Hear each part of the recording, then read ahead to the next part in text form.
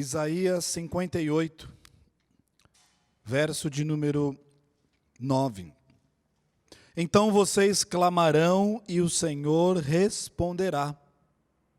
Aqui estou, Ele dirá. Aleluia, Deus seja louvado. Meus irmãos, nós jamais devemos nos esquecer que o Deus Todo-Poderoso a quem nós servimos, Ele governa o mundo no qual vivemos. Esse Deus não é um Deus ausente. Pelo contrário, a Bíblia diz que tudo, absolutamente tudo, está sob o seu controle. Tudo que está acontecendo debaixo do sol está sendo visto e observado pelo nosso Deus. É por isso que o salmista tinha razão quando disse: o Senhor, porém, está em seu santo templo. O Senhor governa dos céus, observa a todos com atenção, examina cada pessoa na terra. Salmo 11, verso de número 4. O nosso Deus, irmãos, Ele governa o mundo, assim como Ele governa a igreja pela oração. Nós precisamos enfatizar essa verdade. Nós precisamos repetir essa verdade aos ouvidos do homem moderno e procurar aplicar esta verdade com força nas nossas consciências. Segundo M. Bounds, nada é mais importante para Deus do que a oração ao lidar com a humanidade.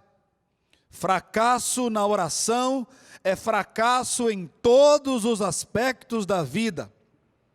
Deus deve ajudar o homem por meio da oração. Portanto, aquele que não ora, priva-se do auxílio de Deus e coloca Deus em uma posição em que não pode ajudar o homem. Ou seja, Deus está apto a realizar algo em meu favor e em seu favor, por meio e através da oração. Os homens e mulheres mais extraordinários que Deus já usou ao longo da história da humanidade, eles foram condicionados, foram continuados e foram moldados pela oração. Irmãos, todo movimento de oração fervorosa pode contar com a participação ativa de Deus. Nós estamos aqui nesta noite falando com Deus em oração.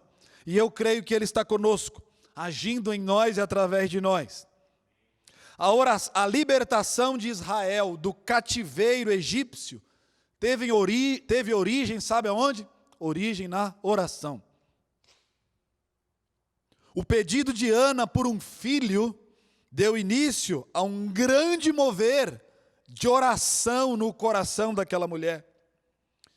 Quando a igreja está em oração, a causa de Deus sempre floresce e seu reino na terra sempre triunfa. Por outro lado, quando a igreja falha na oração, a causa de Deus tende a retroceder. A ausência de oração é um sinal claro de que Deus não está se movendo. É por isso que nós precisamos orar. Quando oramos, reconhecemos a necessidade de Deus e o chamado por seu auxílio para suprir as nossas necessidades. Caso a oração em sua vida esteja em uma posição secundária, significa então que Deus ocupa o lugar secundário nas questões que envolvem a sua vida.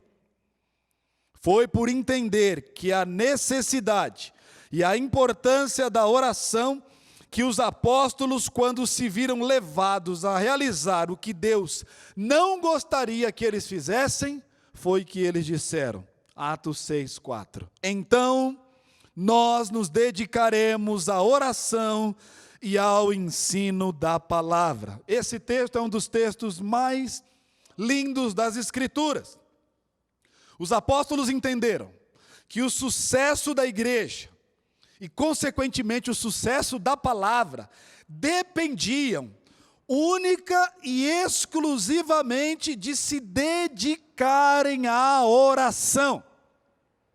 Foi por isso que eles disseram: vamos constituir homens cheios do Espírito Santo, para que eles realizem o trabalho funcional.